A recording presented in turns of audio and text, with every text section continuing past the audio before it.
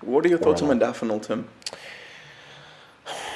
My thoughts on modafinil, it's very strong. I don't use modafinil much. I had one or two experiences where I had some very severe migraines after using it. Okay. And I am not as cavalier with drug use as people might think, even though I mentioned that I've used these things, but I take a very methodical approach and I do a lot of homework. I would sooner do an extended cycle of low-dose anabolic steroids than I would use modafinil consistently. Which leads me to my next question. But to touch on the modafinil just one more time, I do believe that with most drugs there is an side effect correlation. So if you're getting a very strong positive effect, there are side effects whether you're able to identify them or not. And this is something that is routinely and repeatedly forgotten somehow by the medical establishment, where they'll have something like Lipitor for cholesterol control or statins come out, and some doctor will proclaim there's so few side effects, at some point they'll probably put this in the water. I actually read that. And I'm like, I don't buy it. If it's having a strong physiological effect, there are going to be side effects. And lo and behold, there are all these issues related to it.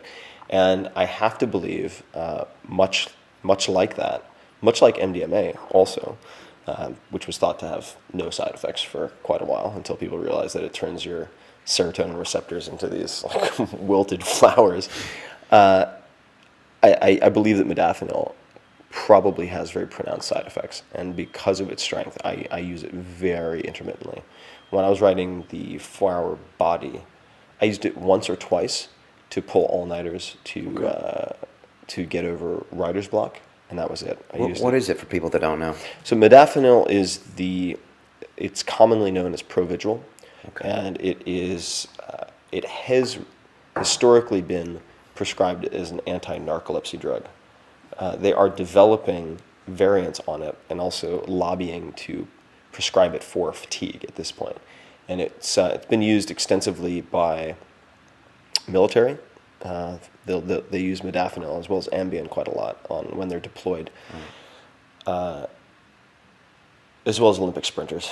Olympic sprinters use modafinil, which was a lot of there are a lot of Olympic sprinters who have been diagnosed as narcoleptics, really? Which is just a bullshit self-defense when they get caught using modafinil, which is it's on the banned list. It just helps them fire those synapses, or just focus, or who knows? It helps them run faster. So. Yeah, there are plenty.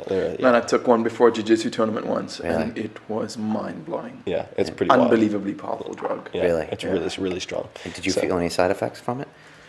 Yeah, I got a massive migraine as well. Massive migraine. Yeah. So the brain is an extremely sensitive instrument, and the body operates with many sophisticated feedback mechanisms. It's extremely hard to get a free lunch. Do you believe that about any drug?